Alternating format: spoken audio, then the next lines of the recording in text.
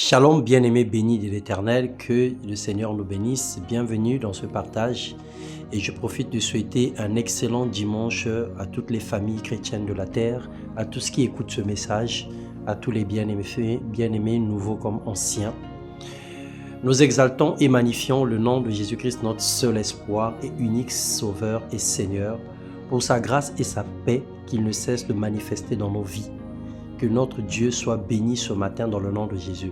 Nous parlons ce matin de la conduite. Veillez sur sa conduite. Du psaume 50, le verset 19 au verset 23, il est écrit « Tu livres ta bouche au mal et ta langue est un tissu de tromperie. Si tu t'assieds, c'est pour parler contre ton frère, pour dénigrer les fils de ta mère. Voilà ce que tu as fait et parce que je n'ai rien dit, tu t'es imaginé que je te ressemblais. Mais je vais te reprendre et tout mettre sous tes yeux. Comprenez donc bien cela, vous qui oubliez Dieu, de peur que je vous déchire sans que personne vous délivre, sans personne pour vous délivrer. Celui qui offre en sacrifice sa reconnaissance m'honore, et celui qui veille sur sa conduite, je ferai voir le salut de Dieu. Bien-aimé de Dieu, bien-aimé dans le Seigneur, la vie chrétienne, la vie n'est pas magique. La marche n'est pas compliquée. Notre destinée dépend très souvent de notre conduite, sauf grâce exceptionnelle et volonté parfaite de Dieu.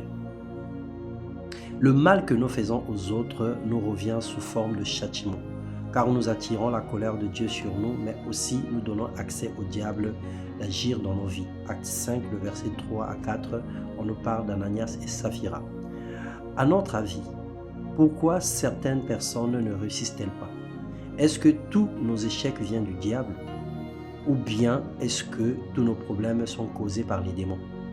Il ne s'agit pas des épreuves, mais des malheurs qui surviennent ou qui peuvent subvenir dans nos vies. En réfléchissant et en s'alignant avec la parole de Dieu, nous nous rendons compte que nous sommes nous-mêmes en partie responsables de nos malheurs. Notre attitude négative donne à Satan l'opportunité de nuire à notre vie.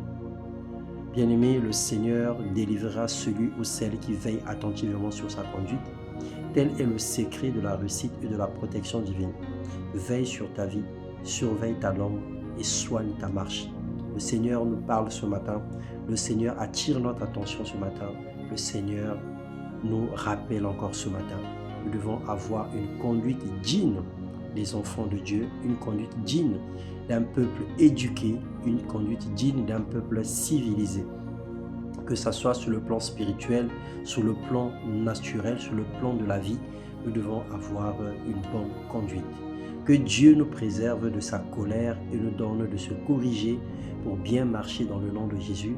Que Dieu nous aide à faire ce qui est droit, à faire ce qui est juste pour ne pas tomber sous le coup de la malédiction et des attaques de l'ennemi.